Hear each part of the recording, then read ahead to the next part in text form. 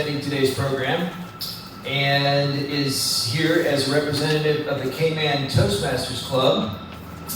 Mr. Kevin Creary, who is a social commentator, independent researcher. He was a news reporter with iNews in 2011 and has contributed to other local newspapers. He's a public speaker, adult poet, local actor, stage performer, great debater because I had a personal talk with him and I know that.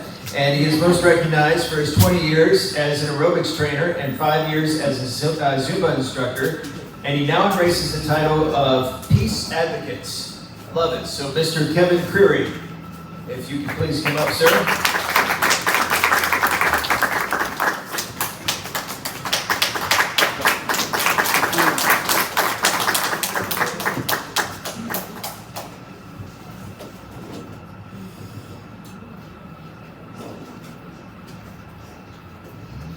While we're sitting here in relative comfort, there are people in this world who cannot make plans for tomorrow. They're facing war.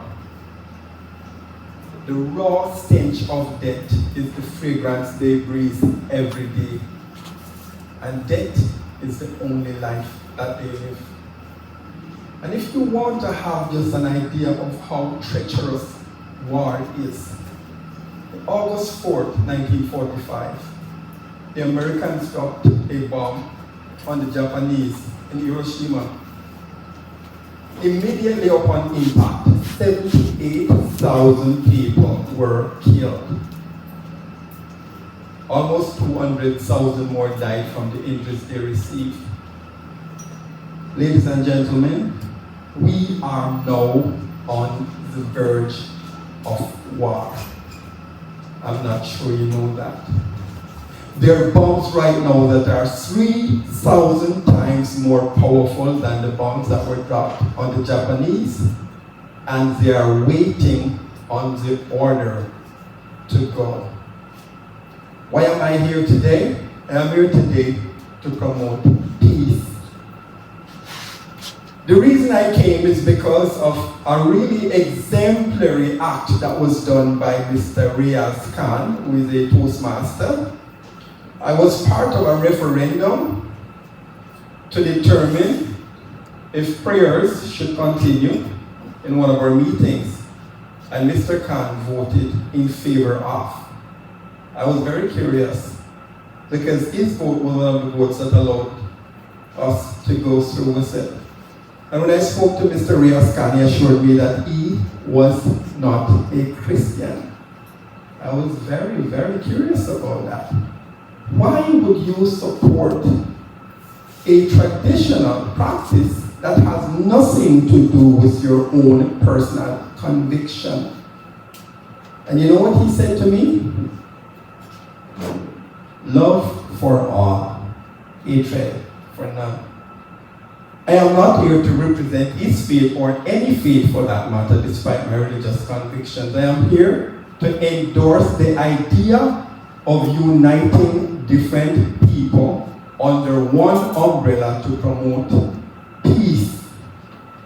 That is why I'm here. In fact, I remember I assured Mr. Riaz that if there was ever a symposium that would focus on peace, minus the prejudices of denominations, I would definitely yearn to be a part of it, and I thank you for that opportunity.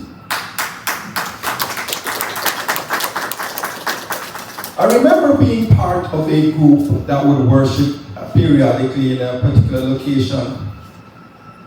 One day I said to them, I am going to sit into a meeting. That meeting was being held by another denomination, and when I got back, it was not very comfortable. Their patience was absolutely stretched.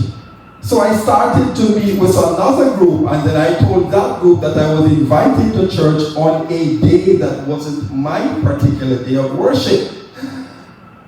Shouldn't have done that. When I got back, the reaction was the same. So what I realized was, I am not sure if it's intentional, but we have been tying peace to religion. And I think it's causing a problem. Why? Because the persons that would have been interested in attending a meeting or a symposium about peace may be a little bit more averse to participating in an event that had persons that were deemed to be not like-minded. So what have I said?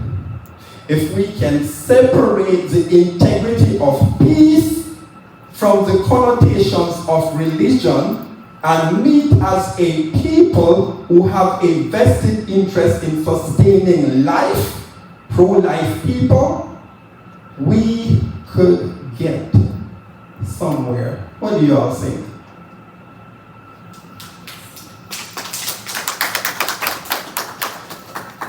So once again, I appreciate the honor, the privilege to be here, to add my voice to an initiative to unite human beings.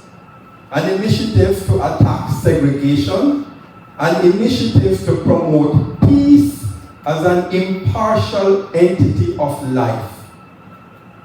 Thank you very much.